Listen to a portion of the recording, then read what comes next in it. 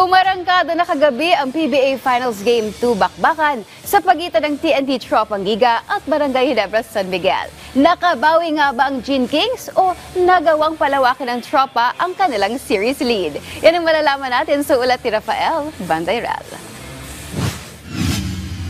Tabla na ang serye sa pagitan ng Barangay Ginebra San Miguel at TNT Tropang Giga matapos rumesbak ng Gene Kings sa Game 2 ng Season 49 PBA Commissioner's Cup kagabi. Ganadong bumawi ang Ginebra kaya nakapagtaguyod sila ng abante na pumalo sa 15 puntos. Sa kabila nito, hindi nawalan ng kumpiyansa ang TNT. Unti-unting gumapang pabalik hanggang sa nabawi na nila ang kalamangan pagdating ng fourth quarter. Pero pagsapit naman ng crunch time, nasandalan ng Gene Kings ang resident import na si Justin Brownlee para sa 4 na magkakasunod na puntos at isang crucial defensive play kontra kay Ronde Hollis Jefferson. Nagkaroon pa ng huling pagkakataon ng Tropang Giga na hablutin ng tagumpay sa huling mga segundo ng laro. Pero mahigpit na depensa ang sumalubong kay Hollis Jefferson. Dahil dyan tuluyan ng napasakamay ng Ginebra ang Game 2 sa final score na 71-70.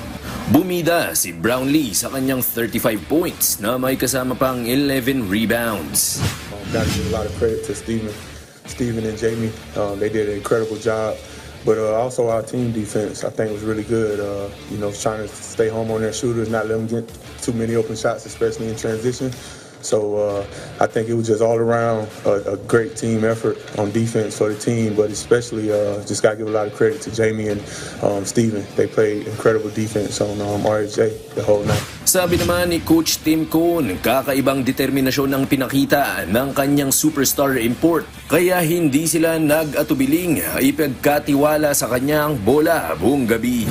We just had a feel tonight that Justin was feeling it. Justin was really moving it, so we just kept feeding them and feeding them. It's like we fed the beast because he had that kind of presence about him tonight that he was going to do what it took, and so we ran almost all of our offense through him.